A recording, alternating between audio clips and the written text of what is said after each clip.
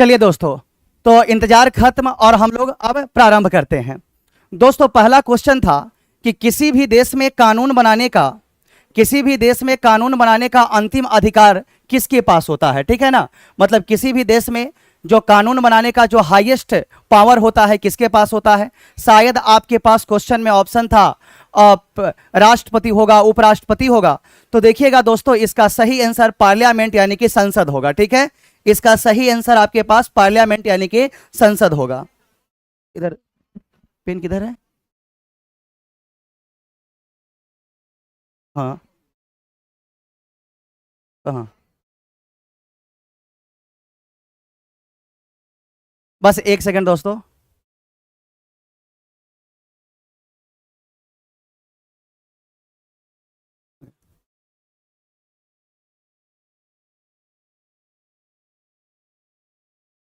चलिए दोस्तों, देखिएगा, किसी भी देश में कानून बनाने का अंतिम अधिकार किसके पास होता है।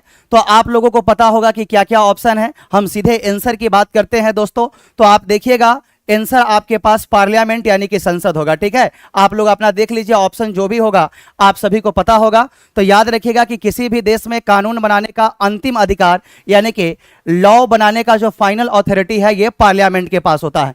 तो चलिए फिर देखते हैं अगला क्वेश्चन। हाँ, नेक्स्ट क्वेश्चन कीजिएगा जो भी आया है।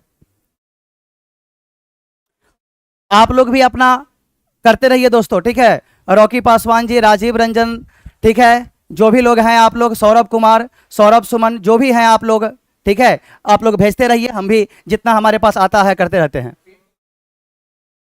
कट कर दे। देखिएगा दोस्तों, दूसरा क्वेश्चन है 1980 के दशक के प्रारंभ में सर्वोच्च न्यायालय ने न्याय तक पहुंच बढ़ाने के लिए कौन सा तंत्र तैयार किया था। दोस्तों, ये काफी ज्यादा आप लोग जरूर पढ़े होइएगा, पीआईएल का नाम सुने होइएगा दोस्तों, पीआईएल, ठीक है। दोस्तों आप लोग एक सेकेंड देखिएगा दोस्तों, आप लोग पीआईएल का नाम जरूर सुने होइएगा, पब्लिक इंटरेस्ट लिटिगेशन।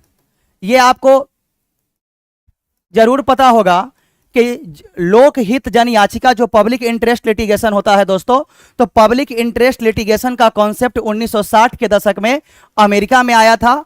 और अमेरिका से पब्लिक इंटरेस्ट लिटिगेशन के कॉन्सेप्ट को इंडिया में लाने में किसका हाथ था? जस्टिस पीएन भगवती का, ठीक है दोस्तों। तो इसका आप देखिएगा, इसका राइट आंसर होगा पीआईएल यानी कि पब्लिक इंटरेस्ट लिटिगेशन।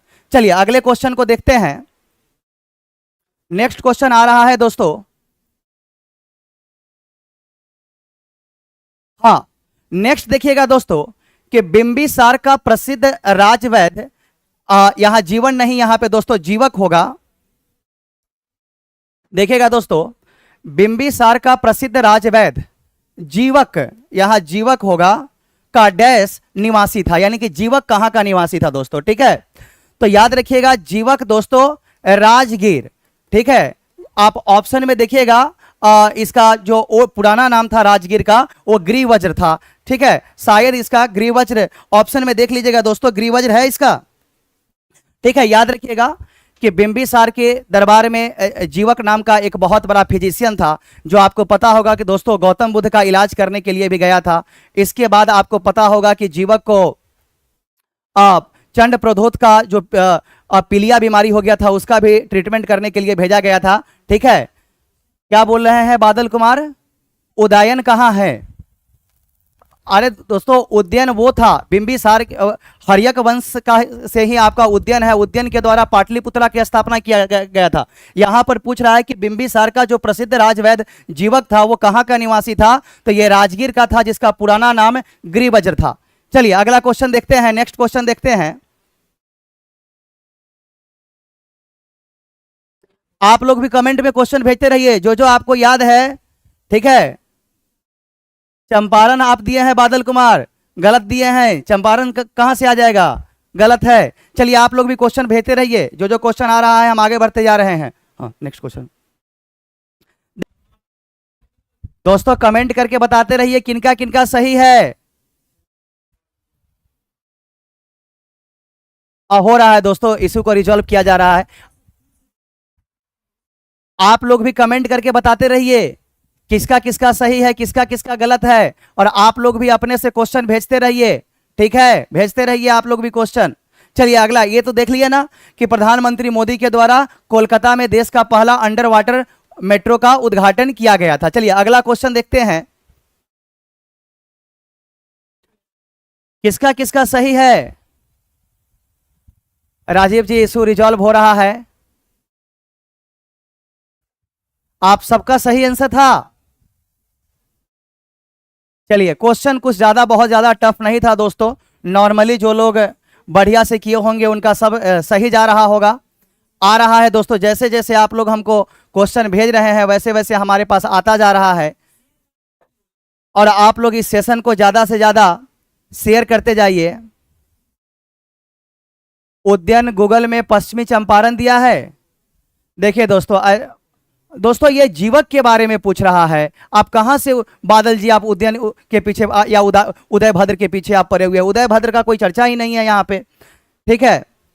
यहां सीधा पूछ रहा है कि बिंबिसार का जो कोर्ट फिजिशियन था जीवक, वो कहां से बिलोंग करता था, उसके बारे में पूछ रहा है क्वेश्चन, जैसा कि क्वेश्चन हमारे पास आया है। चलिए नेक्स्ट देखिएगा,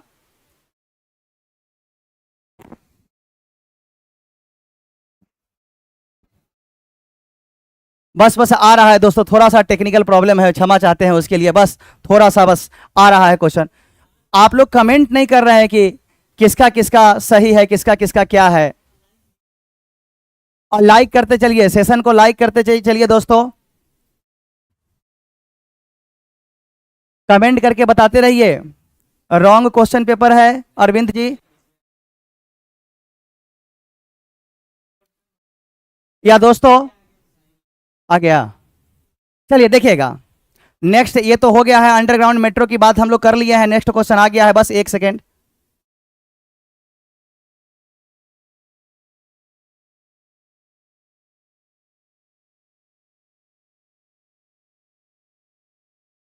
छह नंबर बिम्बिसार हो चुका है, ये भी हो चुका है,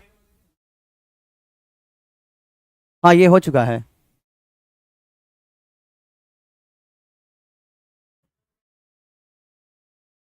आप लोग भी दोस्तों कमेंट करते रहिए। अच्छा सिंह जी, आपका एग्जाम बचा हुआ है दोस्तों। अगली बार से जब भी जो भी होगा ना, तो उसमें हम लोग पूरा प्रिपरेशन के साथ पहले से आएंगे बढ़िया से। आपको वेट नहीं करना पड़ेगा, आज थोड़ा वेट करना पड़ रहा है, ठीक है, उसके लिए थोड़ा, ठीक है। देखिए दोस्तों बस हाँ नेक्स्ट है दोस्तों, सामा चकेवा बिहार का एक त्यौहार है। यह त्यौहार किस रिश्ते को समर्पित है। दोस्तों आप लोग पता होगा, हमारे बिहार में जितने भी स्पेशली गर्ल्स लोग हैं वो सभी सामा चकवा फेस्टिवल खेलते रहती है। और याद रखिएगा दोस्तों, ये सामा चकवा फेस्टिवल जो है ये बहन और भाई को समर्पित है, ठीक है। आप देखते होइएगा कि ये फेस्टिवल जो सिस्टर्स होती हैं, हमारी जो बहन होती है, अपने भाइयों के लिए, अब उतना दोस्तों डिटेल में नहीं पता है कि शायद भाई के लंबी उम्र के लिए करती हैं या जो भी रीज़न हो, लेकिन ये सामा चकवा जो बिहार का एक त्यौहार है, ये बेसिकली आपका भाई और बहन को समर्पित ये फेस्टिवल है। कमेंट करके बताइए दोस्तों, क्या बोल रहे हैं आप, ठीक है। चलिए दोस्तों, आ रहा है क्वेश्चन, जैसे जैसे आ रहा है हम आपको बताते चल रहे हैं, ठीक है। ये देखिएगा, ये आप लोग मिला लीजिए कि सामा चकवा बिहार का एक त्यौहार है। यह त्यौहार किस रिश्ते को समर्पित है, तो ये आपको बहन भाई के रिश्ते को समर्पित है। देखिएगा दोस्तों, अगला क्वेश्चन है आपका, वार्षिक वित्तीय विवरण संसद के दोनों सदनों के समक्ष कौन रखवाता है। ये देखिएगा दोस्तों, वार्षिक वित्तीय विवरण जिसे हम एनुअल फिनेंशियल स्टेटमेंट भी कहते हैं, एनुअल फिनेंशियल स्टेटमेंट के नाम से यह जाना जाता है।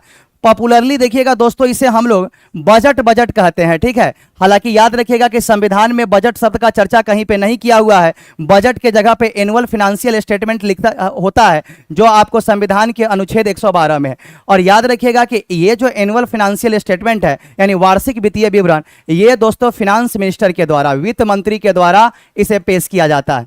आपको पता है कि प्रत्येक साल का जो पहला सत्र होता है, बजट सत्र होता है, और बजट सत्र के दिन 1 फरवरी को आपको दोस्तों ये एनुअल फिनेंशियल स्टेटमेंट हमारे फाइनेंस मिनिस्टर के द्वारा पेश किया जाता है। चलिए अगला क्वेश्चन देखते हैं, नेक्स्ट आ रहा है। नेक्स्ट, कमेंट करके बताते चाहिए, चलिए।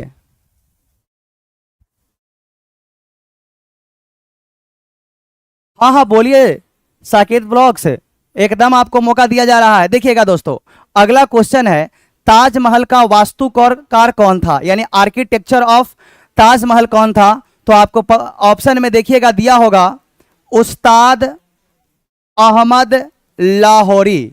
ठीक है, जैसे जैसे दोस्तों हमारे पास क्वेश्चन आ रहा है वैसे वैसे हम आपको उसका आंसर सर्च करके बताते जा रहे हैं। जैसे जैसे हमारे पास आ रहा है हम आपको देते जा रहे हैं। यहां जो है कि ताजमहल का वास्तुकार कौन था, तो उस्ताद अहमद लाहौरी जो थे ये मेन आर्किटेक्चर थे आपको ताजमहल के। चलिए नेक्स्ट क्वेश्चन देखते हैं। अगला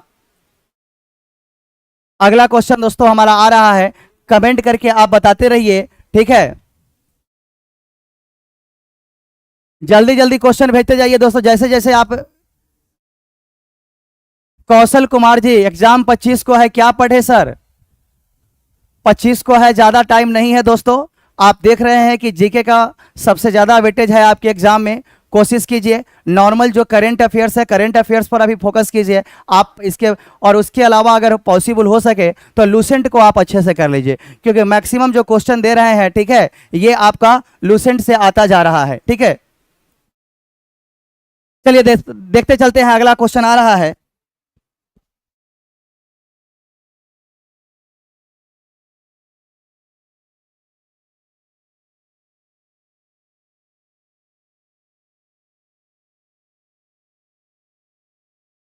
हाँ नेक्स्ट,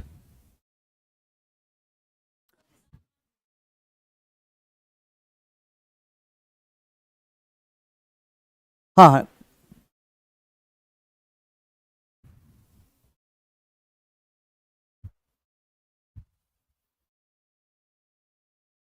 क्या बोल रहे हैं संकेत ब्लॉग, गुरु अर्जुन देव को किसने मरवाया? गुरु अर्जुन देव को जहांगीर ने मरवाया था। पता है ना कि गुरु अर्जुन देव सिख धर्म के 5वें गुरु थे, और अर्जुन देव को प्रथम शहीद गुरु भी कहा जाता है। सिख धर्म के वो पहले गुरु थे जिन्होंने शहादत दी। ठीक है ना, आपको पता है कि जहांगीर के एक विद्रोही पुत्र था खुसरो, जिसकी सहायता किया था गुरु अर्जुन देव ने, और इसी सहायता से क्रुद्ध होकर जहांगीर के द्वारा गुरु अर्जुन देव की हत्या करवा दी गई थी। ठीक है, चलिए अगला क्वेश्चन दोस्तों आ रहा है। ठीक है, सोवा रिगपा क्या है? देखिएगा दोस्तों, सोवा रिगपा आप देखिएगा आपके ऑप्शन में, देखिएगा क्या क्या दिया हुआ है। ये बेसिकली देखिएगा एक प्रकार का दोस्तों ये ट्रीटमेंट है, एक प्रकार का इलाज है, और ये इलाज आपको हिमालयन रीजन का है। देखिएगा ऑप्शन में अगर दिया होगा, ये हिमालयन क्षेत्र का एक दोस्तों ट्रीटमेंट है, जो खास करके तिब्बत के एरिया में जो है ये ट्रीटमेंट चलता है। ठीक है, तो देखिएगा एक प्रकार की उपचार है, एक प्रकार का ट्रीटमेंट है, जो हिमालयन क्षेत्र में इस प्रकार का ट्रीटमेंट करवाया जाता है। चलिए अगला क्वेश्चन देखते हैं दोस्तों। अगला नेक्स्ट क्वेश्चन भेजिए। हाँ नेक्स्ट क्वेश्चन।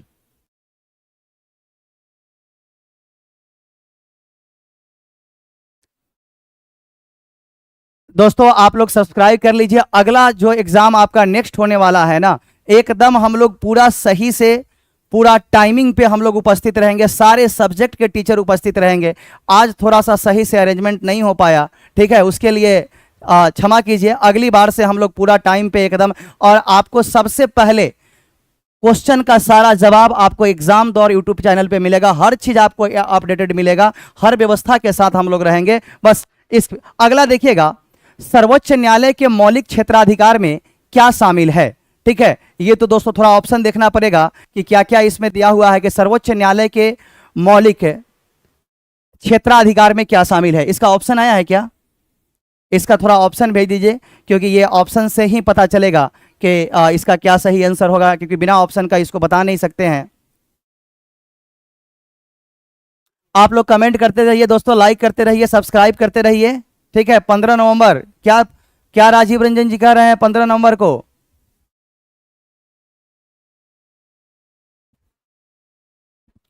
बस आ रहा है ऑप्शन दोस्तों, बस थोड़ा सा वेट कर लीजिए। थोड़ा सा आज टेक्निकल प्रॉब्लम के कारण थोड़ा सा टाइम लग रहा है, अगली बार से ये सारी समस्या खत्म हो जाएगी।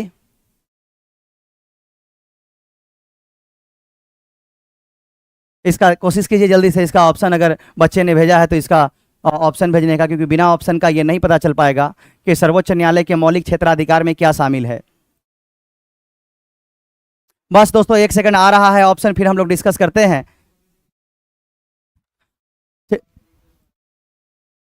हाँ देखिएगा, पहला है, क्वेश्चन है कि सर्वोच्च न्यायालय के मौलिक अधिकार क्षेत्र में क्या शामिल है। ठीक है, जो सुप्रीम कोर्ट का जो फंडामेंटल जुरिडिक्शन है उसमें क्या क्या है। पहला है आपराधिक मामले यानी कि क्रिमिनल केसेस, दूसरा है दीवानी मामले यानी कि सिविल केसेस, संघ व राज्यों के बीच तथा राज्यों के बीच विवादों का निपटारा और जनहित मामलों पर राष्ट्रपति को सलाह देना। देखिएगा दोस्तों, ये थोड़ा सा अभी तक का जितना भी क्वेश्चन दिया गया है उसमें थोड़ा सा ये अच्छा मुझे क्वेश्चन लगा।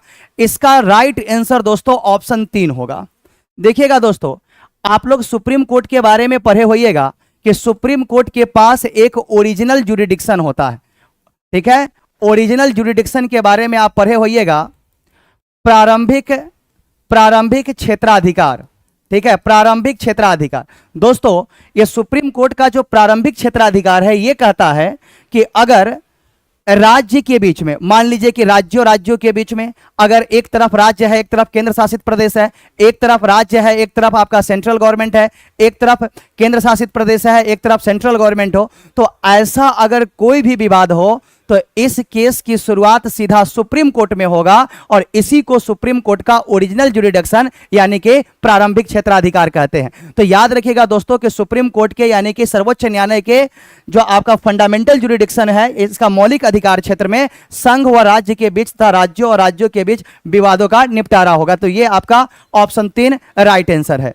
चलिए दोस्तों, अगला क्वेश्चन है कि गोलकीपर के रूप में प्रदर्शन के लिए निम्नलिखित में से कौन सा पुरस्कार दिया जाता है।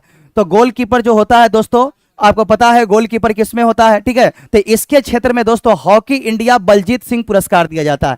ठीक है, आपको पता है ना कि हॉकी में गोलकीपर होता है, स्ट्राइकर होता है, तो उस क्षेत्र में जो पुरस्कार दिया जाता है गोलकीपर के प्रदर्शन के लिए, तो ये दोस्तों आपका हॉकी इंडिया बलजीत सिंह पुरस्कार होगा, ऑप्शन ये होगा। तो आप लोग दोस्तों देख लीजिए कि जिनका option hockey India Baljeet Singh होगा ये आपका राइट आंसर होगा। चलिए दोस्तों, अगला क्वेश्चन, नेक्स्ट क्वेश्चन आ रहा है, तब तक आप लोग कमेंट करके बताते चलिए। ठीक है, तब तक आप लोग कमेंट करके बताते रहिए कि क्या क्या है जल्दी से। ठीक है, तो हमारा नेक्स्ट क्वेश्चन आ रहा है, किनका किनका सही हो रहा है। नवंबर 2000 को तो बंगाल अलग हुआ था। 2000 क्या बोल रहे हैं अमृता अग्रवाल जी? नवंबर 2000 को बंगाल अलग हुआ था या बिहार से झारखंड अलग हुआ था? 2000 ईस्वी में बिहार से झारखंड अलग हुआ, उत्तर प्रदेश से उत्तराखंड अलग हुआ और मध्य प्रदेश से छत्तीसगढ़ अलग हुआ। ठीक है, बंगाल से तो बिहार आपका 1912 में ही अलग हो गया था। ठीक है, चलिए अगला क्वेश्चन आ रहा है कि राज्य विधान परिषद की सदस्य संख्या के विषय में संवैधानिक प्रावधान क्या है। देखिएगा दोस्तों, ये जो क्वेश्चन आपका आ रहा है, ठीक है, इसका ऑप्शन हमारे पास आ रहा होगा, लेकिन जहां तक मुझे लगता है इसका सही आंसर क्या होगा समझिएगा। राज्य में जो विधान परिषद यानी कि दोस्तों बात कर रहा है लेजिस्लेटिव काउंसिल की। ठीक है, तो लेजिस्लेटिव काउंसिल के बारे में बोला है कि राज्य विधान परिषद की सदस्य संख्या के विषय में संवैधानिक प्रावधान क्या है। तो आप ऑप्शन देखिएगा, जो ऑप्शन में दिया होगा 1/3 ऑफ टोटल मेंबर ऑफ विधानसभा, ये दोस्तों देखिएगा। अच्छा, इसका ऑप्शन है क्या हम लोगों के पास? इसका ऑप्शन है क्या? देखिए, अगर इसका ऑप्शन है तो आप भेजिए। इसे दोस्तों समझिएगा, इसका सही आंसर होगा कि किसी भी राज्य के विधान परिषद में मैक्सिमम कितना सीट हो सकता है। तो दोस्तों उस राज्य के विधानसभा में जितना सीट होगा ना, उसका 1/3 अधिकतम हो सकता है। जैसे बिहार विधानसभा में टोटल कितना सीट है? 243 है, तो 243 का 1/3 कितना हो जाएगा? 81। यानी बिहार विधान परिषद में अधिकतम सदस्यों की संख्या कितना हो सकता है? तो बिहार विधानसभा के 1/3। तो ये देख लीजिएगा, ये ऑप्शन दिया होगा दोस्तों आपको कि किसी भी राज्य के विधान परिषद में। ठीक है, हाँ दोस्तों देखिएगा, हमारे पास आया है ऑप्शन है इसमें। ये जो क्वेश्चन आपको दिया गया है इसमें ऑप्शन नंबर ये है कि राज्य की विधानसभा की सदस्य संख्या कि 3-4 से अधिक नहीं होगा, यह गलत है। ऑप्शन बी है राज्य की विधानसभा सदस्य संख्या। ठीक है, ये देखिएगा ऑप्शन सी देखिएगा दोस्तों, ऑप्शन सी देखिएगा, सी में दिया हुआ है राज्य की विधानसभा, राज्य की विधानसभा की सदस्य संख्या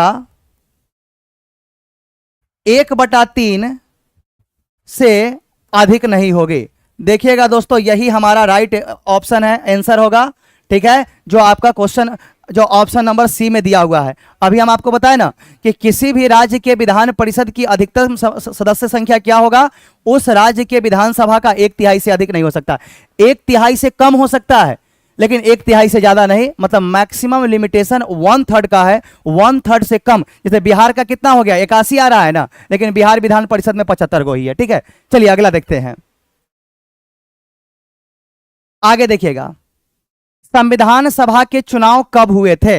यानी कि जो कॉन्स्टिट्यूएंट असेंबली है दोस्तों, कॉन्स्टिट्यूएंट असेंबली का चुनाव देखिएगा, जो संविधान सभा जिसने भारत के संविधान का निर्माण किया था, तो कॉन्स्टिट्यूएंट असेंबली का चुनाव याद रखिएगा दोस्तों, जुलाई 1946 में हुआ था। ठीक है, आपको पता है ना, कैबिनेट मिशन के रिकमेंडेशन पे, कैबिनेट मिशन के अनुशंसा के आधार पे कॉन्स्टिट्यूएंट असेंबली का गठन किया गया, जिसमें टोटल 389 सदस्य थे। इसमें से 292 ब्रिटिश प्रांत से थे, 4 चीफ कमिश्नरी एरिया से थे और 93 आपके देसी रियासत से है। तो याद रखिएगा कि ये जो कॉन्स्टिट्यूएंट असेंबली है, इसका इलेक्शन जुलाई 1946 में हुआ था, जिसमें आपको पता है कि कांग्रेस जो था 208 सीट जीता था, मुस्लिम लीग आपका 73 सीट जीता था, और जो इंडिपेंडेंट थे, जो निर्दलीय या छोटे मोटे पार्टी से थे, ये लोग 15 सीट जीते थे। चलिए अगला क्वेश्चन देखते हैं।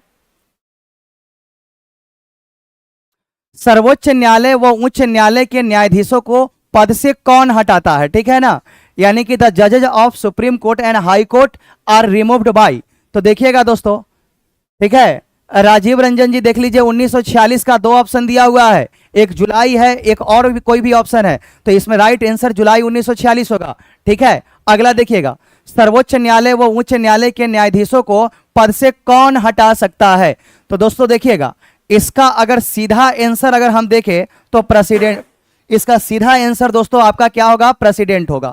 लेकिन प्रेसिडेंट ऐसे नहीं होगा, आपको पता है कि इसके लिए पहले एक मोशन लाया जाता है लोकसभा और राज्यसभा में, पार्लियामेंट में पहले एक मोशन लाया जाता है, वो मोशन पास हो जाता है, उसके बाद राष्ट्रपति। तो इसका ऑप्शन हमारे पास है क्या? और इसका ऑप्शन मैं आपको बताता हूं दोस्तों, देखिएगा, सर्वोच्च न्यायालय व उच्च न्यायालय के न्यायाधीशों को पद से कौन हटाता है? ऑप्शन ए है आपका पार्लियामेंट, यानी कि संसद है। ऑप्शन बी है प्रेसिडेंट है, और ऑप्शन सी है प्राइम मिनिस्टर है, और डी है दोस्तों कि राष्ट्रपति, यदि दोनों सदनों द्वारा यह प्रस्तावित है। ऑप्शन डी देखिएगा क्या है, राष्ट्रपति यदि दोनों सदनों से प्रस्तावित है। तो दोस्तों देखिएगा, राइट आंसर हमारा क्या होगा, ऑप्शन डी हो जाएगा। आपको पता है दोस्तों, देखिए, अगर ऑप्शन डी नहीं होता, ऑप्शन डी नहीं होता दोस्तों, तो यहां हमारा राष्ट्रपति सही आंसर हो जाता। लेकिन चूंकि ऑप्शन डी दिया हुआ है और ऑप्शन डी सबसे उपयुक्त आंसर है। देखिएगा दोस्तों, सुप्रीम कोर्ट या हाई कोर्ट से अगर किसी जज को हटाना है, तो आप लोग पढ़े होइएगा कि इम्पीचमेंट, हालांकि देखिएगा हम लोग महाभियोग कहते हैं, लेकिन महाभियोग शब्द का प्रयोग सिर्फ राष्ट्रपति को हटाने के लिए इस्तेमाल किया जाता है। मतलब प्रोसेस एकदम महाभियोग के जैसा ही होता है, लेकिन हम महाभियोग नहीं कहते हैं। तो सुप्रीम कोर्ट या हाई कोर्ट के जजों को हटाना है, तो सबसे पहले आपको एक मोशन, एक प्रस्ताव लाना पड़ेगा पार्लियामेंट में, यानी कि लोकसभा या राज्यसभा में, जहां पहले लाइए, दोनों हाउस आपको वो जब मोशन को पास कर देगा, तब राष्ट्रपति के पास जाएगा और तब राष्ट्रपति के द्वारा हटाया जाएगा। तो सबसे उपयुक्त आंसर होगा ऑप्शन डी, राष्ट्रपति यदि दोनों सदनों से प्रस्तावित है। ठीक है, आगे देखिएगा, यह है कौन सी गैस पॉप की आवाज करते हुए जलती है? तो इसका आंसर दोस्तों राइट आंसर होगा हाइड्रोजन होगा। ठीक है, इसका दोस्तों राइट आंसर क्या होगा, हाइड्रोजन होगा। देख लीजिए आप लोग, जिनका जिनका सही है आप लोग कमेंट कीजिए, इसका हाइड्रोजन होगा। नेक्स्ट क्वेश्चन आ रहा है दोस्तों, कमेंट करके बताते चाहिए और सब्सक्राइब भी कर दीजिए दोस्तों। हमने आपसे वादा किया है कि इस सेशन में भले ही थोड़ा डिले हुआ, इस सेशन में भले ही थोड़ा टेक्निकल प्रॉब्लम हुआ, लेकिन अगले सेशन से सबसे एक्यूरेट और सबसे जल्दी आपको सारे क्वेश्चन का एनालिसिस एग्जाम दौर यूट्यूब चैनल पे देखने को मिलेगा। तो दोस्तों थोड़ा सा हम लोग को भी इनकरेज करने के लिए, मोटिवेट करने के लिए, और आपका लाइक करना, आपका सब्सक्राइब करना ही, आपका शेयर करना ही हम लोगों के लिए मोटिवेशन है। तो आप लोग प्लीज लाइक, शेयर और सब्सक्राइब कर दीजिए। अगले एग्जाम में सबसे पहले और सबसे तेज एनालिसिस बिहार पुलिस के एग्जाम का हमारे चैनल के द्वारा किया जाएगा। ठीक है, तो बताते रहिए दोस्तों। इसका हमने बताया ना आपको H2 यानी कि हाइड्रोजन गैस, इसका राइट आंसर होगा। अगला है आयरन का परमाणु प्रतीक क्या है, यानी कि जो आपका आयरन है, ठीक है, लोहा जिसको हम लोग कहते हैं, उसका सिंबल क्या है? तो आपको पता है दोस्तों Fe यानी कि फेरस, और फेरस को ही हम लोग क्या कहते हैं? आयरन, आयरन कहते हैं। ठीक है ना, तो इसका राइट आंसर क्या होगा? Fe यानी कि फेरस होगा। तो कमेंट करके बताते रहिए किनका किनका सही आंसर है। और भी क्वेश्चन है क्या?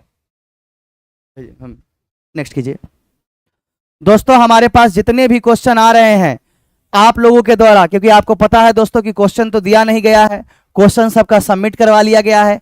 आप ही लोग जो क्वेश्चन भेज रहे हैं व्हाट्सएप पर, मेरे जितने भी दोस्त लोग हमसे जुड़े हुए हैं वो लोग भेज रहे हैं, उसी का हम आंसर करते जा रहे हैं। देखिएगा अगला है दोस्तों, मई 31, 2024 को संयुक्त राष्ट्र अकादमिक प्रभाव के सदस्य कितने संस्थान हैं? अब देखिएगा दोस्तों, एक सेकंड हम इसका थोड़ा ऑप्शन देखना चाहेंगे, फिर ऑप्शन देखकर हम आपको बताते हैं दोस्तों। हाँ, इसका ऑप्शन है क्या? हाँ, इसका ऑप्शन है क्या? देखिए दोस्तों, इसमें अगर एग्जैक्ट देखा जाए ना, तो शायद जहां तक मुझे लगता है कि एग्जैक्ट दोस्तों इसका ऑप्शन जो आपका 1650 करके दिया हुआ है, ठीक है, तो आप अगर इसको देखिएगा ना, तो ये जो 1650 करके दिया हुआ है ना, वो ज्यादा उपयुक्त आंसर है और वही होना चाहिए। देखिएगा दोस्तों, इसमें जो क्वेश्चन आपको दिया हुआ है कि how many institutions are member of united nation academic impact as on May 31, 2024, यानी मई 31, 2024 को संयुक्त राष्ट्र अकादमिक प्रभाव के सदस्य कितने संस्थान हैं? तो ऑप्शन है 1595, 1580, 1650, 1645। तो दोस्तों देखिएगा, इसके अगर हम एक्यूरेट आंसर की बात करें दोस्तों, तो इसका एक्यूरेट आंसर आपका 1600 से ज्यादा है। ये तो आपको पता ही है कि 1600 से ज्यादा इसका आंसर दोस्तों 1650 होगा। ठीक है, चलिए नेक्स्ट क्वेश्चन देखते हैं हम लोग। हाँ, नेक्स्ट क्वेश्चन कीजिएगा। हाँ, नेक्स्ट क्वेश्चन दोस्तों देखिएगा,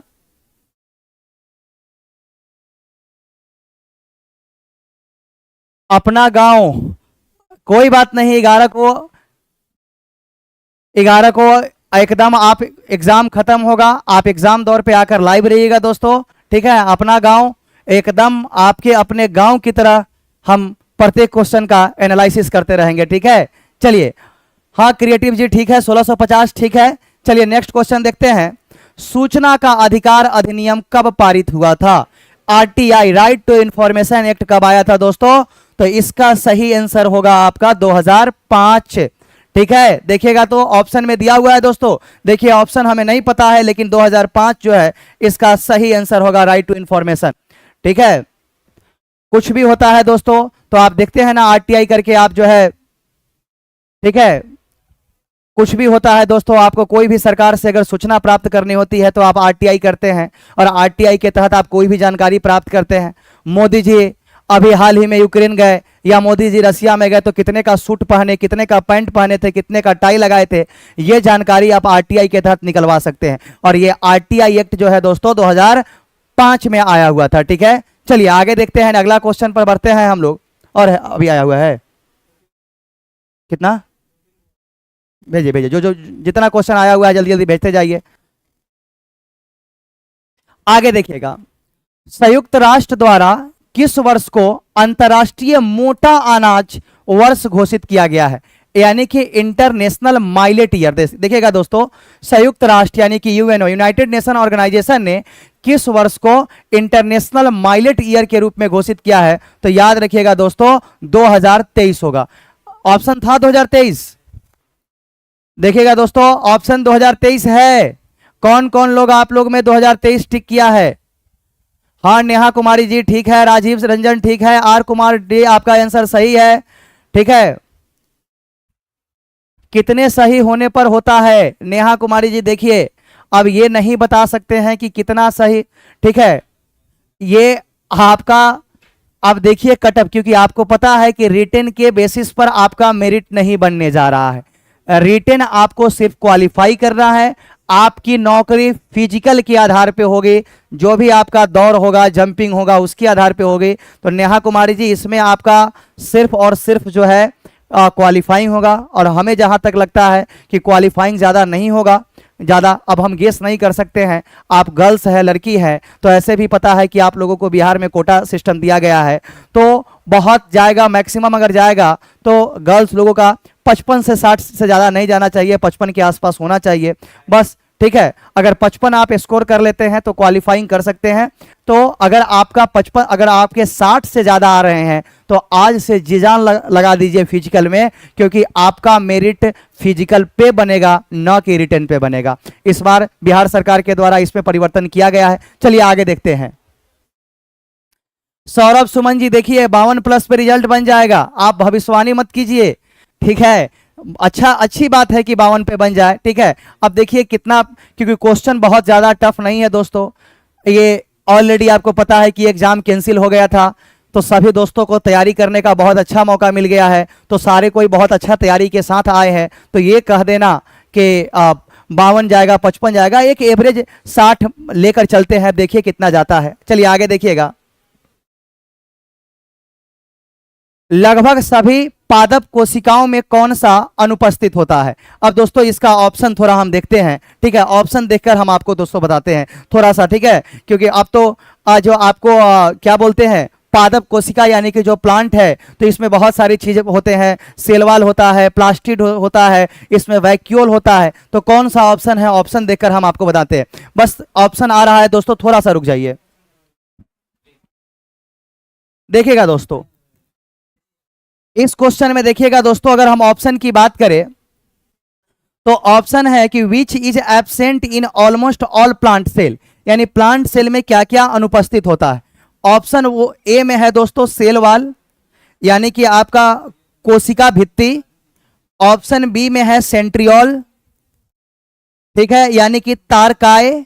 सी में है प्लास्टिड, यानी कि हिंदी में भी प्लास्टिड ही बोलते हैं। डी में है आपका वैक्यूल्स,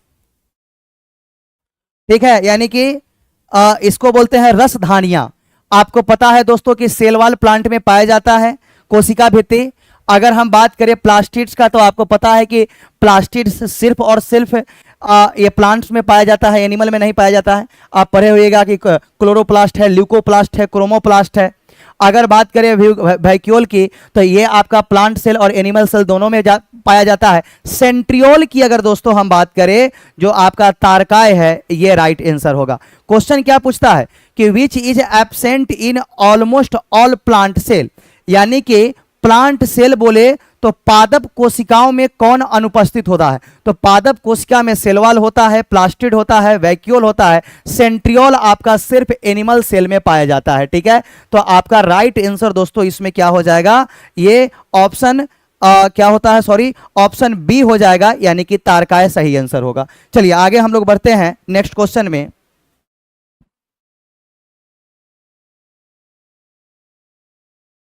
अगला है कि प्लाज्मोडियम में किस प्रकार का जनन होता है। तो थोड़ा दोस्तों इसका भी ऑप्शन हम देख लेते हैं, एक सेकंड रुक जाइएगा, जो जो भेज रहे हैं हमारे पास दोस्त लोग। हाँ, क्वेश्चन है दोस्तों कि which what kind of reproduction takes place in plasmodium, ठीक है, कि प्लाज्मोडियम में किस प्रकार का जनन होता है। देखिएगा इसमें दोस्तों ऑप्शन ये दिया हुआ है, ऑप्शन ये दिया हुआ है दोस्तों बडिंग। ऑप्शन ये क्या दिया हुआ है, बडिंग, ठीक है, जो नॉर्मली आप देखिएगा यूनिसेलुलर में होता है, यानी कि बडिंग को हिंदी में बोलते हैं मुकुलन।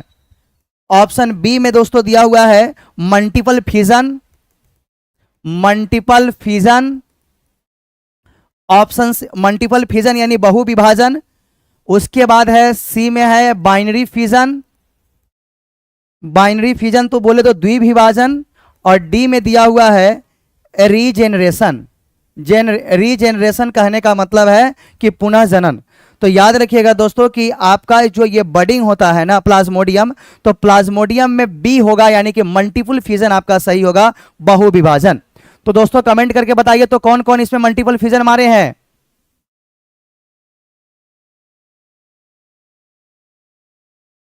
मुकेश भाई आप कहां थे? हाँ, आज बिहार पुलिस का जो भी एग्जाम का क्वेश्चन है उसी क्वेश्चन को हम लोग डिस्कस कर रहे हैं। ठीक है, देखिएगा ये प्लाज्मोडियम में किस प्रकार का प्रजनन होता है दोस्तों, तो ऑप्शन क्या होगा, मल्टीपल फ्यूजन होगा आपका। नेक्स्ट क्वेश्चन, और क्वेश्चन आया है, गुजरात में नवीन कॉप मृदा को किस नाम से जाना जाता है। देखिएगा दोस्तों, कहने का मतलब है कि जो हमारे पास आपको पता है दोस्तों कि दो प्रकार के एलुवियल सॉइल होते हैं, एक ओल्ड होता है, एक आपका न्यू एलुवियल सॉइल होता है। तो देखिएगा तो ऑप्शन आपका दोस्तों खदर है। ठीक है, खदर है दोस्तों। न्यू एलुवियल सॉइल को देखिएगा, एक होता है खदर, एक होता है भांगर। ऑप्शन आप देख लीजिएगा कि जो भी होगा वो आपका सही आंसर होगा। ठीक है, अब आगे चलिए दोस्तों, और क्वेश्चन अभी आया हुआ है मैथ का। चलिए देखिएगा दोस्तों, अभी और क्वेश्चन जो बचा हुआ है जब तक आता है तब तक हमारे मैथ वाले सर आ गए हैं। अब आपके सामने होंगे मैथ वाले सर और मैथ का सारा डिस्कशन। एक क्वेश्चन और अभी आया हुआ है दोस्तों, देख लीजिएगा। हाँ, 2000, जल्दी देखिएगा, फिर मैथ वाले सर आ रहे हैं। 2011 के जनगणना के अनुसार भारत दो, कहां गया क्वेश्चन, 2011 के जनगणना के अनुसार भारत के किस राज्य में जनसंख्या घनत्व सबसे अधिक है। क्या लगता है दोस्तों, क्या सही होगा इसका? हमारे बिहार के अलावा और जनसंख्या घनत्व कहां ज्यादा हो सकता है?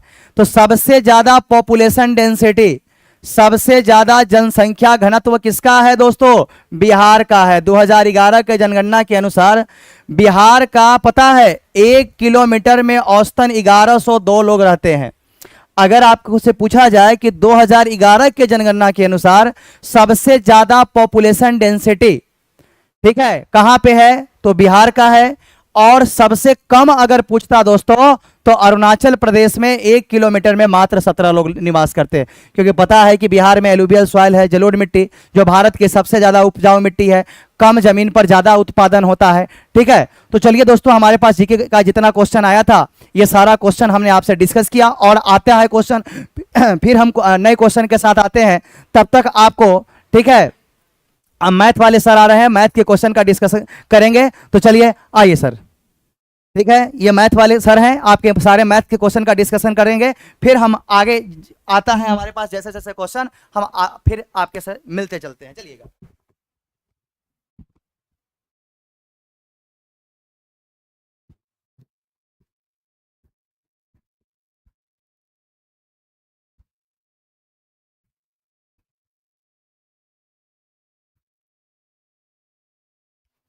Good morning all of you. नमस्कार, मैं दिनेश गुप्ता आप सभी का इस बिहार पुलिस डिस्कशन लाइव में स्वागत करता हूं। और हम लोगों का जो बिहार पुलिस में 7 क्वेश्चंस आए हैं मैथ के, टोटली 7 क्वेश्चंस आए हैं मैथ के। रीजनिंग का कोई क्वेश्चन नहीं है, साइंस के बहुत सारे क्वेश्चंस हैं, हिंदी के क्वेश्चंस हैं, इंग्लिश के क्वेश्चंस हैं, जैसा कि आप देख रहे हैं कि ऐसे वो कुछ क्वेश्चंस जीएस का हमारा डिस्कशन हो रहा है। आफ्टर दैट अभी मैथ्स का डिस्कशन होगा, इसके कुछ देर बाद ही हमारा दूसरा सेशन, जैसे हिंदी, इंग्लिश, जो भी साइंस, जीके जो भी बच गया, ऑल ऑफ सारे 100 क्वेश्चंस यहाँ पे देखे जाएंगे। सबसे बड़ी बात क्या है कि एनालिसिस में ना हम ये चीजें समझते हैं कि मैंने एग्जाम तो दे दिया लेकिन मुझे ये नहीं पता कि मेरा आंसर सही है कि नहीं, तो वो चीजें हम यहाँ जानते हैं। हमारे साथ जुड़े रहिए कि हमारा आंसर क्या होगा, सही होगा गलत होगा। वो कहते हैं ना एग्जाम देकर आए लेकिन हमें आंसर पता नहीं। वो कहते हैं ना कि एक लाइन भी है कि तलब लग चुकी है मंजिल को, तलब लग चुकी है मंजिल की, खुद को आग में झोंक देंगे। ठीक है, और कहते हैं कि हौसले बुलंद होना तो हम किसी भी चीज को पा सकते हैं। तो चलिए देर ना करते हुए मैथ्स का डिस्कशन स्टार्ट करते हैं। वो 7 क्वेश्चन, और मैथ के ऐसे 7 क्वेश्चन हैं जो आप 100%, मतलब एक भी क्वेश्चन गलत होने वाला नहीं है। बहुत ही औसम, बहुत ही प्यारा, बहुत ही स्मार्ट क्वेश्चन पूछा गया। तो वो क्या है हमारा मैथ का क्वेश्चन, ये हम देखते हैं। क्वेश्चन लाइए।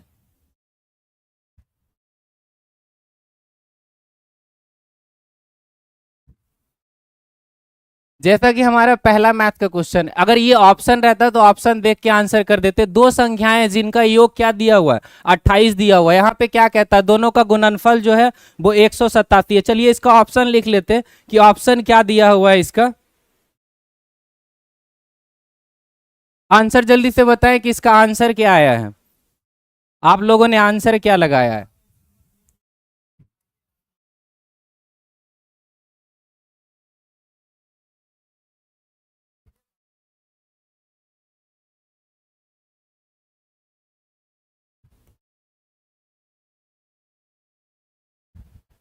जैसे कि इसका ऑप्शन जो है ना वो गिव, क्या हुआ,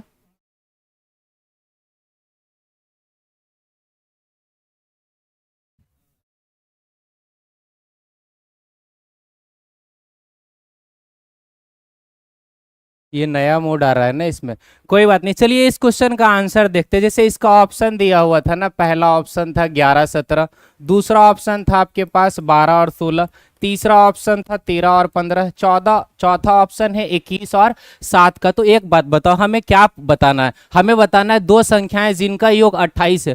कौन सा ऑप्शन है जिसमें दोनों संख्या मिलकर 28 हो रहा है, तो वो चारों ऑप्शन है, 17 11 28, 12 16 28, 13 15 28, 21 और 7 28। मतलब हम सिर्फ ऐड करके नहीं बता सकते कि आंसर क्या होगा, तो कैसे गुना करके तो बता ही सकते। दोनों गुना करके क्या आना चाहिए, 187। तो कौन सा संख्या है जिसको गुना करेंगे लास्ट में 7 आएगा, तो वो पहला ही है, 7 गुना 1। या तो आप बोलेंगे 17 गुना 1, तो वो पहला ही संख्या है जिसमें गुना करेंगे तो क्या होगा, 87। बनाना भी नहीं था, ऑप्शन बस पढ़ के बता देना था, क्वेश्चन नहीं आया था। अरे आपको अच्छे से सेट देखना था, क्वेश्चन आया होगा, ठीक है। आपने, अरे सेट अलग अलग मिला होगा, क्वेश्चंस नंबरिंग आगे पीछे रहा होगा, ठीक है। ऑप्शन देखिए, बहुत सारे लोगों का ऑप्शन भी आ रहा है कि ऑप्शन ए में आंसर रहा है 17 और 11, बहुत अच्छी बात है। जिन्होंने सही आंसर लगाया वो लोग फिजिकल की तैयारी करें, और जिसका मतलब थोड़ा सा अगर गलत हुआ है या सही नहीं कर पाए अभी बीच बीच में कि मेरा क्या होगा, वो अगले एग्जाम की तैयारी करें। वो कहते हैं ना, एक बार अगर रास्ता बना लिए तो वापस नहीं आना, मतलब एग्जाम क्रैक करके ही लाना है। चलिए अगले क्वेश्चन पे देखते हैं कि अगला क्वेश्चन क्या है। तो हमारा इसका आंसर क्या होता है, ऑप्शन है 11 और 17।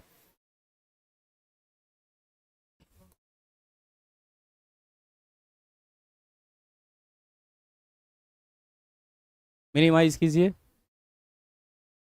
अच्छा ये देखो, टाइम स्पीड एंड डिस्टेंस का क्वेश्चन है, बहुत ही छोटा सा क्वेश्चन है। एक कार एक स्थान तक पहुंचने में 50 किलोमीटर की घंटा की चाल से 3 घंटा लेता है, तो कार की चाल कितना बढ़ाया जाए कि उस स्थान तक पहुंचने में 2.5 घंटा है, ये ना, ये कितना है, 2.5 घंटा।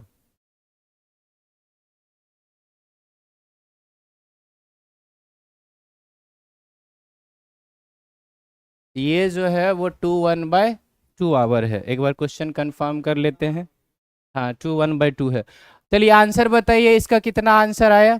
अब यहाँ पे देखो क्या दिया हुआ, एक कार जो है वो 50 के स्पीड से चलेगा तो 3 घंटा लगेगा। तो दूरी बराबर क्या होता है, दूरी बराबर होता है चाल गुना समय। अच्छा किस चाल से चला, चला 50 से, और कितना देर लगा, 3 घंटा, मतलब ये रहा दूरी। लेकिन अब कह रहा है कि इसे जो है वो कितना घंटा में कर लेना था, 2.5 घंटे में ही। तो आप क्या करते, 50 गुना 3 बटा 2.5 कर देते, तो 2.5 से ये कट जाता 20 बार में।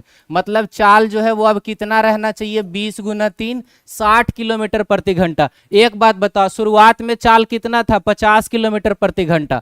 अब अगर इसको 2.5 घंटे में सफर करेंगे, तय करेंगे, तो चाल कितना होगा, 60 किलोमीटर प्रति घंटा। तो हम कह सकते हैं कि हमारा चाल जो है वो कितना बढ़ा, क्या बोल रहा था, कितना बढ़ाया जाए। तो चाल था 50 लेकिन हो गया 60, तो कितना बढ़ा, 10। तो इस क्वेश्चन का आंसर क्या होता, 10 किलोमीटर प्रति घंटा, और यही हमारा क्या होता, आंसर होता। सबका अलग अलग सेट है। अरे 60 जो है वो 60 आया है, 60 बढ़ गया है, बढ़ा कितना, ये देखो क्या पूछा, कार की चाल को कितना बढ़ाया जाए। तो पहले 50 था, बाद में 10 बढ़ गया, तो ये चीजें कितनी हो गई, 60 हो गई। तो आंसर 60 नहीं है, आंसर जो है वो 10 है। अगर इसकी ऑप्शन की भी बात करें तो ऑप्शन में आपके पास जो नंबर थे वो 6 8 10 12, कितना स्पीड बढ़ा, ऑप्शन ये है, बी है, और ये सी है, और ये डी है। तो ऑप्शन सी हमारा आंसर होता कि हमारा स्पीड जो है वो कितना बढ़ा, 10 बढ़ा। इतना इजी आया है क्वेश्चन क्या सर, जी हाँ इतना ही इजी आया है, बिहार पुलिस का एग्जाम है, ठीक है, बीपीएससी का कमीशन का एग्जाम, वैसे वहाँ मैथ से नहीं है भी तो वो बहुत आसान है। चलिए फिर नेक्स्ट क्वेश्चन देखते हैं कि और अगला हमारा क्या होता है। अगला क्वेश्चन क्या है? अच्छा ये देखो, एक क्वेश्चन हमारा जो है वो ये पूछा है, कौन सा टॉपिक है? तो टॉपिक है हमारा समांतर सीढ़ी, एपी कहते हैं अर्थमेटिक प्रोग्रेशन। इसी में 15 पदों का योग बताना है। तो एपी ये दिया हुआ है,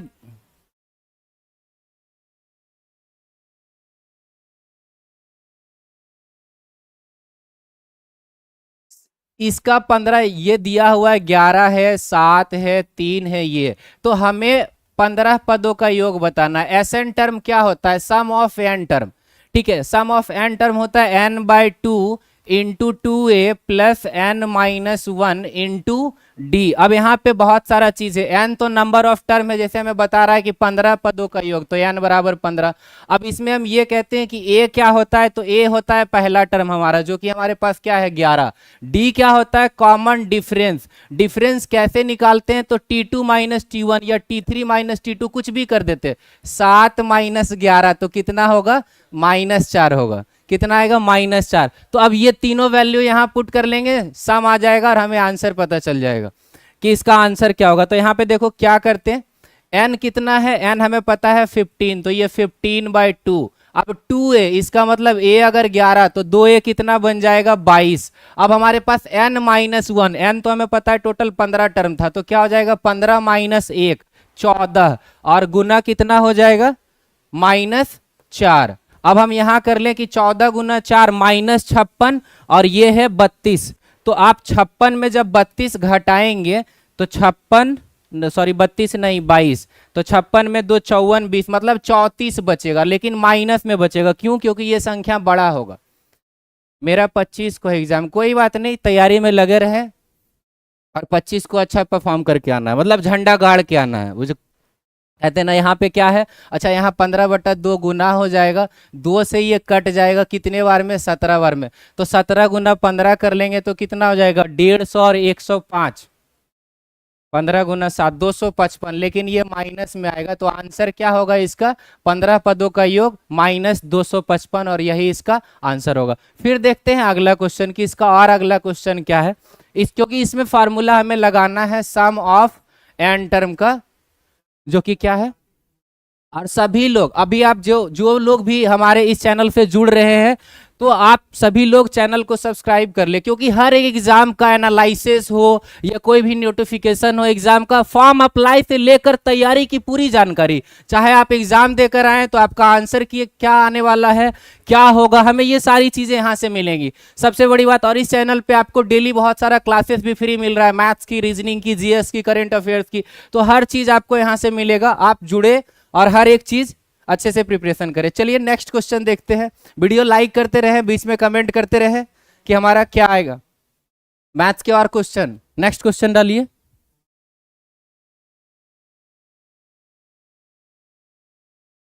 अच्छा, tan ए फ्रैक्शन लिख दिया है cos ए, छोटा सा एक ट्रिग्नोमेट्री का सवाल दिसंबर में। अच्छा ये लोग अपने अपने में बात कर रहा है, कुछ लोग कमेंट सेक्शन में, बहुत अच्छा, लगे रहो।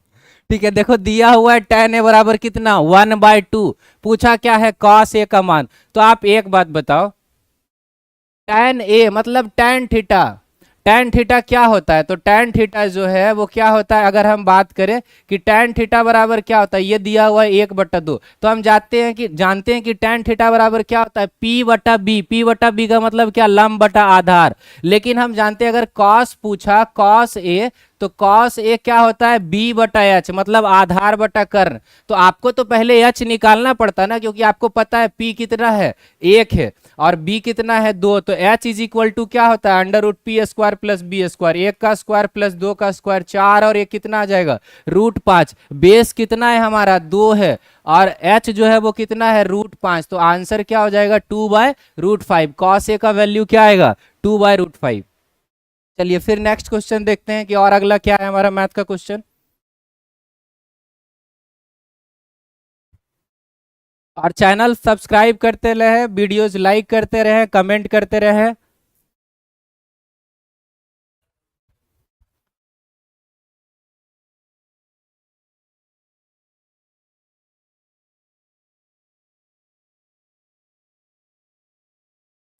चलिए, बहुत ही अच्छा क्वेश्चन। यहाँ पे जो हमारा क्वेश्चन है वो नेक्स्ट क्वेश्चन एसआई का पूछा है, मतलब सिंपल इंटरेस्ट, साधारण ब्याज। बहुत ही आसान क्वेश्चन कि देखते के साथ आंसर बता सकते थे बिना पेन चलाए हुए।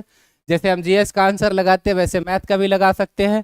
इसका आंसर क्या होता है, 10,000 7.5% के हिसाब से एक साल में कितना ब्याज देना पड़ेगा। अरे तो एक साल में 7.5%, 10,000 का कितना परसेंट, 7.5%। तो परसेंट से 2 जीरो कट गया, पॉइंट से 1 जीरो कट गया, 75 गुना 10 कितना, 750 रुपये ब्याज देना पड़ता। आंसर यही होता है, 750 रुपये। ठीक है, तो फिर चलिए नेक्स्ट देखते हैं कि और अगला। और सभी लोग जो लोग भी लाइव देख रहे हैं, जितने आपके फ्रेंड्स लोग, रिलेटिव लोग, जो भी आसपास भी है, नहीं भी दिया है तो उसको जागरूक कीजिए कि अगली बार दे वो। ठीक है, तो नौकरी लेना है, जरूरी है। एनी हाउ शेयर करते रहे, लोगों के साथ लाइक करते रहे, और बीच में जो है यहाँ की बातें करें, इधर उधर की नहीं, क्योंकि आप लोग के चैट से हम पढ़ रहे हैं कंटिन्यूटी, वो अलग अलग चीजें आ रही है बीच में। कुछ लोग सोच रहा है नौकरी के साथ कुछ और भी यहाँ पे बात हो जाए तो वो भी बढ़िया है। वो नहीं, पहले नौकरी, उसके बाद दूसरी चीजें देखना है। ठीक है, पहले जॉब पे फोकस करो, दूसरी चीजें आपको खुद फोकस कर लेगी, आपको करने की जरूरत नहीं है। चलिए नेक्स्ट क्वेश्चन देखते हैं। नेक्स्ट क्या है, अच्छा ये एक द्विघात समीकरण का क्वेश्चन है।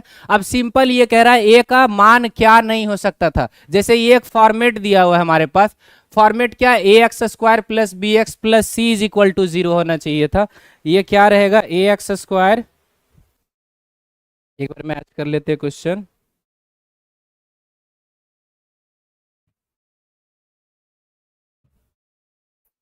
एटी 84 है ना नंबर में, ए एक्स स्क्वायर क्वेश्चन है ये, A X square plus B X plus C is equal to 0। अब कहता है इसमें ए का मान क्या नहीं हो सकता, ए बराबर 1 नहीं हो सकता, ए बराबर 0 नहीं हो सकता, ए बराबर 2 नहीं हो सकता, ए बराबर 3 नहीं हो सकता। तो क्या नहीं हो सकता, आप खुद बताएं, कमेंट करके आंसर बताएं। क्या कह रहा है, आया था 0। क्यों 0 अगर यहाँ नहीं रख सकते, अगर हम यहाँ 0 रख देंगे ना तो 0 गुना एक्स स्क्वायर ही खत्म हो जाएगा, और एक्स स्क्वायर खत्म हो जाएगा तो दुघात रहेगा ही नहीं, घात ही नहीं 2 रहेगा, एक्स का घात सिर्फ 1 रहेगा। तो बताओ ये कैसे द्विघात समीकरण हुआ, जब 2 घात है ही नहीं, पावर 2 है ही नहीं, तो फिर ये दुघात नहीं रह पाएगा। इसलिए इसका आंसर क्या होगा, ए बराबर 0 हम यहाँ पे नहीं रख सकते। कोई ना कोई नंबर रखना होता है, चाहे वो प्लस में होता है या माइनस में भी होता है, उससे कोई फर्क नहीं पड़ता, लेकिन नंबर होगा, 0 नहीं होगा। चलो फिर नेक्स्ट देखते हैं कि और अगला सवाल क्या है। 7 हो गया टोटल, हमें लग रहा है 6 ही हुआ है। अच्छा एक और क्वेश्चन है जी सर्किल वाला, वो क्वेश्चन मुझे याद है, मैं समझा देता हूँ आप लोगों को। क्वेश्चन मैंने देख लिया, मुझे याद है, कोई बात नहीं। ठीक है, वो कुछ ज्यादा ही उसका डिस्क्रिप्शन है, वो आप समझ लेना। क्वेश्चन देखेंगे तो आपको पता चल जाएगा कि वो क्या था क्वेश्चन। वो 2 सर्किल के स्टेटमेंट पे था, एक सर्किल के स्टेटमेंट पे है। स्टेटमेंट क्या है,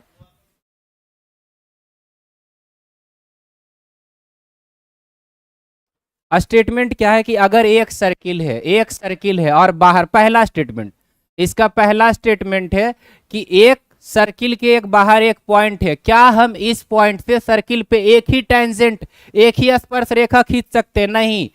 कितना खींच सकते हैं, 2 खींच सकते हैं। तो पहला स्टेटमेंट बोलता है क्या हम बाहरी बिंदु से सर्किल पे एक ही टेंजेंट खींच सकते हैं? आप एक बात बताओ, 1 और 1 कितना खींचे, 2। तो हमारा पहला स्टेटमेंट वहां क्या हो जाएगा, गलत हो जाएगा। दूसरा स्टेटमेंट क्वेश्चन में है कि ये दोनों टेंजेंट जो है वो आपस में बराबर होता है क्या? तो जी हाँ, बराबर होता है। किसी भी एक्सटर्नल पॉइंट से अगर हम सर्किल पे 2 टेंजेंट खींचेंगे तो पी ए बराबर पी, दोनों का लेंथ क्या होगा, सेम होगा। तो दूसरा जो स्टेटमेंट है वो हमारा क्या होगा, इस क्वेश्चन का सही होगा। तो पहला क्वेश्चन, पहला गलत है और दूसरा क्या है, सही है। जो ऑप्शन, जो भी आंसर लगाए हैं इसी के अकॉर्डिंग आंसर होगा। तो चलिए फिर और भी जो सेशन बच गया है हमारा जीएस का या हिंदी का, उसका और देखते हैं डिस्कशन। अच्छा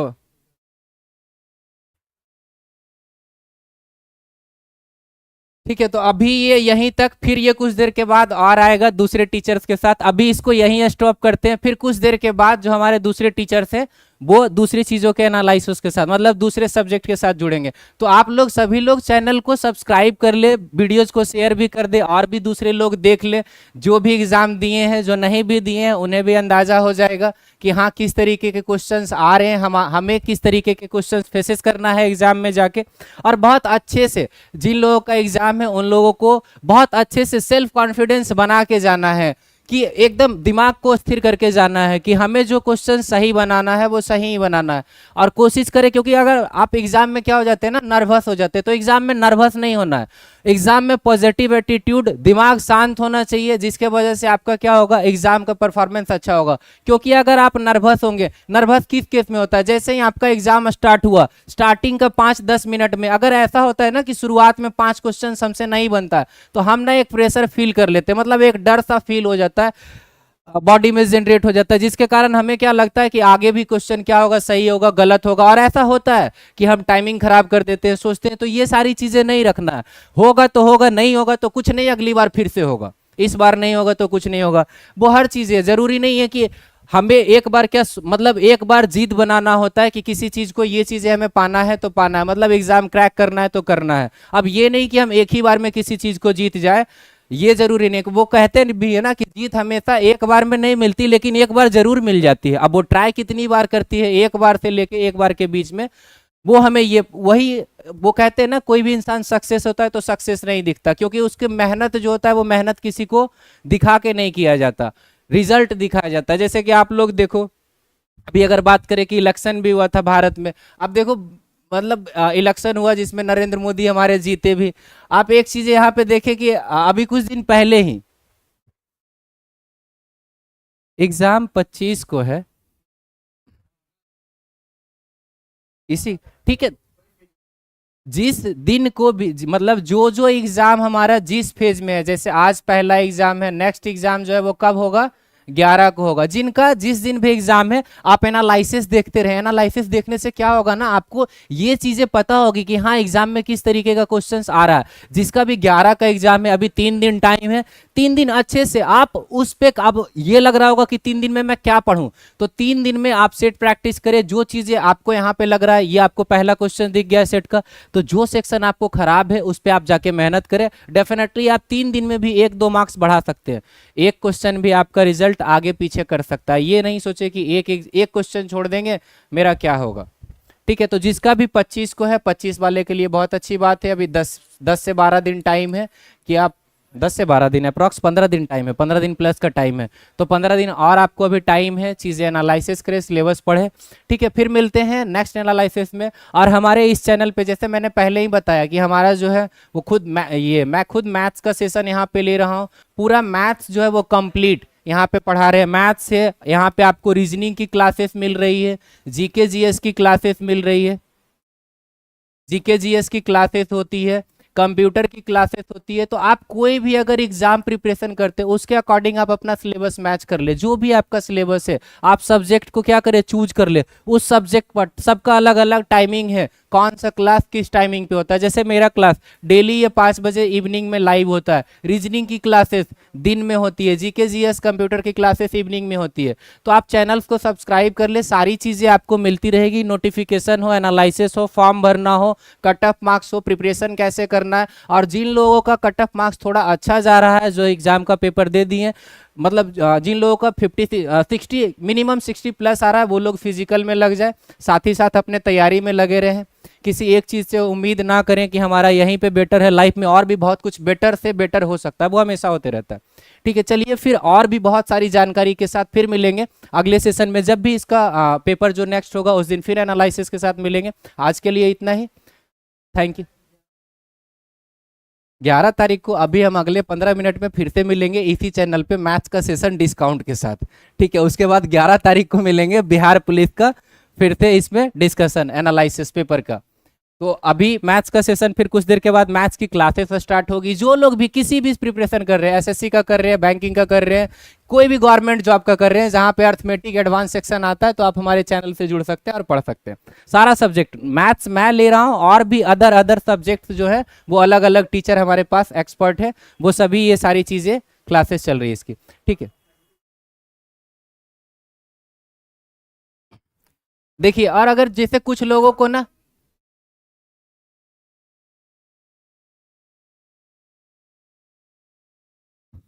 देखिए आपको हमारी क्लासेस कहाँ से मिल जाएगी, मैं आपको ये भी चीजें बता दे रहा हूँ, बने रहिए हमारे साथ।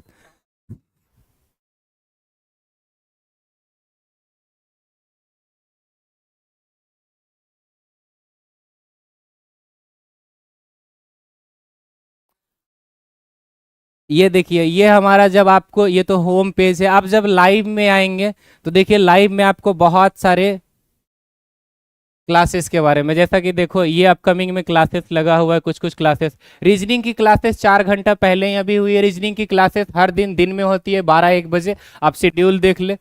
उसके बाद आप यहाँ देखिए, ये मेरा क्लास हुआ है, ये कल का क्लास हुआ है, डिस्काउंट का ये है। हम आपको प्लेलिस्ट भी दिखा देंगे। और भी आप देखें, जैसा जो सर अभी साइंस और जीएस का डिस्कशन देकर गए, एनालिसिस करा के गए, ये उनकी क्लास है पॉलिटी की। और भी हमारे पास मैथ्स के टीचर है, सिर्फ मैं ही नहीं हूँ, मेरे से भी ज़्यादा एक्सपर्ट हमारे साथ यहाँ पे चैनल में जुड़े हुए। आप किसी को, जरूरी नहीं मैं ही दुनिया में सबसे अच्छा पढ़ा रहा हूँ, जो आपको पसंद आए, जिससे आपको चीज़ें समझ में आए, जिससे आप चीज़ें बेहतर करें लाइफ में, आप उसको चूज करें, नोट की मुझे ही चूज करें। ठीक है, और क्या, जैसे प्रॉफिट एंड लॉस, इससे मैंने पहले पढ़ाया है। और आपको क्या मिल जाएगा, आप प्लेलिस्ट में आ जाए। जब अगर प्लेलिस्ट में आएंगे तो आपको देखो बहुत सारा अलग अलग प्लेलिस्ट है, जैसे बिहार स्पेशल करेंट अफेयर्स का प्लेलिस्ट है हमारे यहाँ पास। ऑल एग्जाम, ये रीजनिंग के वीडियोज है। यहाँ पे आपको दिख रहा है कि यहाँ पे मैथ्स का, इसमें आपको 3-4 टॉपिक्स मिल जाएगा। यहाँ जो है वो हिंदी और इंग्लिश के क्लासेस है। तो प्लेलिस्ट में जाके आप सब्जेक्ट वाइज अलग अलग चीज़ें, जो भी आपके एग्जाम में आता है, जो भी आपका सिलेबस है, वो आप पढ़े। पढ़ने को तो बहुत सारी चीज़ें हैं दुनिया में, वो जब एग्जाम हो जाएगा, नौकरी हो जाएगा, बहुत समय बचेगा ज़िंदगी में, तब करेंगे। अभी वो करेंगे जो ज़रूरी है, जो आपके एग्जाम में ज़रूरी है। ठीक है, और ऐसा हो सकता है कि आज जो पेपर हुआ है टोटल 100 क्वेश्चन का, इसका आपको फुल वीडियो सॉल्यूशन बहुत अच्छे से आपको मिल जाएगा, कल मिल जाएगा, इसी चैनल पे वीडियो अपलोड हो जाएगा। ठीक है, सारी चीजें। ठीक है, और सबसे बड़ी बात, हम लोग जैसे अभी यहाँ पे आप लोगों के बीच क्लासेस लेकर आए, वैसे ही हम बहुत कुछ लेकर आने वाले हैं। मैथ्स की स्पेशल हाइलाइट्स क्लास होगी। वो क्या होगी, जैसे आपने मैच का हाईलाइट देखा, वो मैं आप लोगों को मैथ्स का भी हाईलाइट दिखाऊंगा कभी, कि आखिर वो मैथ्स का हाईलाइट क्या है, किस तरीके से। जैसे लोग बैट्समैन मतलब बैटिंग और बॉलिंग का परफॉर्म करते हैं, तो हम मैथ्स का क्वेश्चन का परफॉर्मिंग करेंगे कि आखिर कैसे यहाँ भी 6 और 4 लगता है। तो चलिए, यहाँ पे ये सारी चीज़ें मैं आपको बता रहा हूँ कि प्लेलिस्ट में। और सबसे बड़ी बात, मैंने हमेशा क्या बताया, सबसे बड़ी बात, जब आप प्रिपरेशन करते हैं तो आपको ये पता होना चाहिए कि मेरा क्वालिफिकेशन क्या है, मैं कौन सा फॉर्म अप्लाई कर सकता हूँ। तो फॉर्म अप्लाई से लेकर प्रिपरेशन करना कैसे है, किसी भी चीज़ों का, वो सारी जानकारी, पढ़ाई, सब कुछ आपको यहाँ पे मिल रहा है।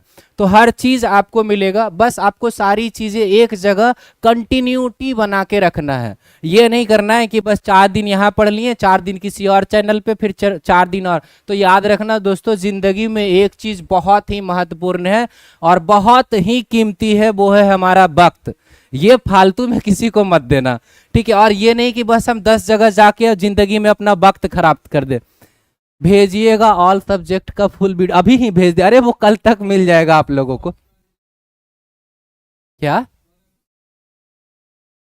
अच्छा, किसी का कहाँ का आया है, बॉलिंग बाद में होगा, पहले बिहार पुलिस एग्जाम। अच्छा, बैटिंग बॉलिंग कोई नहीं, मैच भी खेलेंगे, मतलब आप लोग अपने जगह पे खेलिएगा, यहाँ आते तो साथ में खेलते। वैसे मैं मैच नहीं खेलता, मैं चेस खेलता हूँ। सबकी अपनी अपनी पसंद होती है, मेरी अपनी पसंद है। ठीक है, तो जो खेलते हैं, पहले आप एग्जाम का तैयारी कर ले। मैंने वो पहले भी तो बताया कि आपको क्या करना है, कि आपको जो है वो अपना सिलेबस चेक करना है कि आपके सिलेबस में क्या है, उसी चीज़ों का प्रिपरेशन करना है। बहुत और भी हमारे साथ टीचर्स जुड़ जाएंगे टाइम के साथ।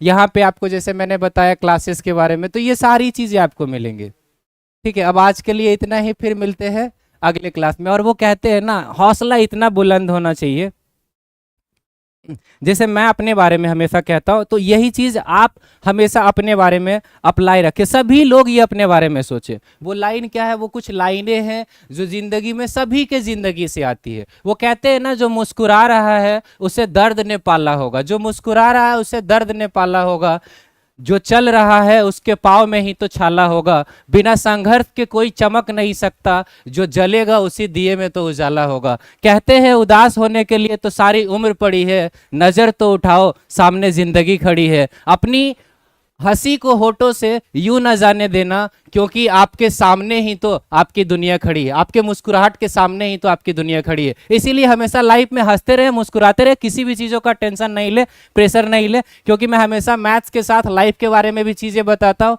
कि आप जिंदगी में परेशान नहीं, क्योंकि हम जॉब नौकरी पढ़ाई क्यों करते हैं? ताकि जिंदगी आसान हो, जिंदगी में हम खुश रहे। जिंदगी का सबसे बड़ा इंपॉर्टेंस शादी करना, नौकरी लेना, ये कुछ नहीं है, खुश रहना। जो लोग जीवन में शादी नहीं किए वो लोग भी खुश है, जो लोग 4 शादी किए वो लोग भी खुश है, जो लोग 10 कर लिए वो भी परेशान है। तो सबसे इंपॉर्टेंट है जिंदगी में खुश रहना, इसलिए हमेशा खुश रहे, चाहे किसी भी स्थिति में रहे। फिर मिलते हैं इसी खुशी इसी उमंग के साथ अगले क्लास में। आज के लिए इतना ही।